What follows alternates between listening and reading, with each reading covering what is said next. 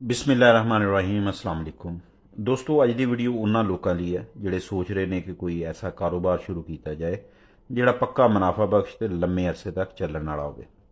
दोस्तों बकरी फार्मिंग इस वक्त पाकिस्तान इंडिया ते बल्कि पूरी दुनिया दे विच तेज़ी दे नाल तरक्की कर रही है क्योंकि बकरी इहो जिहा जानवर है जोड़ा थोड़ी जगह थोड़ी खुराक ते कम खर्चे दे विच पाली जा सकती है। बकरी फार्मिंग ये वो कारोबार है जिसनूं छोटी सोच नाल नहीं बल्कि वड्डी उम्मीद दे नाल शुरू करना चाहिए है। याद रखो जिहड़ा बंदा वड्डा सोचदा है ना उहदी कामयाबी भी वड्डी हुंदी है। अगर तुसी बकरी फार्मिंग करन लगे हो तां ये मत सोचो कि असीं 3-4 बकरियां रख लियां ते काम चल जाएगा। तुसी ये सोचो कि मैं इसनूं प्रोफैशनल तरीके दे नाल करना है ते इस बिजनेस नूं लंबे वक्त तक चलाना है। बकरी फार्मिंग शुरू करन दे 3 आसान कदम ने जिन्हां दे विच सब तो पहला कदम अच्छी नस्ल का इंतखाब करो।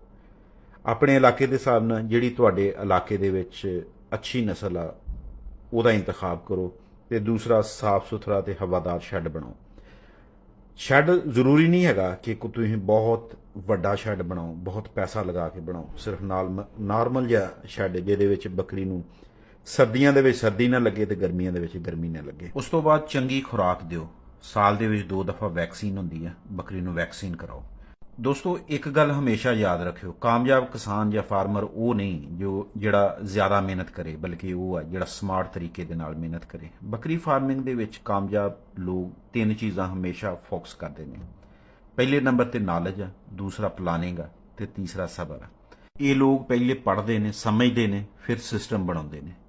कोई भी जानवर बगैर निज़ाम तो नहीं पलदा। लोग अक्सर पूछते हैं पहले किन्नियां बकरियां रखनियां चाहिए। दोस्तों जे तुसी सच्चे दिल दे नाल बिजनेस करना चाहते हो तो कोशिश करो कम से कम 10 बकरियां दे नाल शुरुआत करो क्योंकि ये तादाद तुहाडी मैनेजमेंट तो बाहर नहीं जाएगी। दोस्तों जे तुसी अपनी जिंदगी बदलना चाहते हो तो याद रखो बकरी फार्मिंग नूं कमज़ोर ना समझो। ये वो कारोबार है जिसने हज़ारां लोगों को खुशहाल किया है।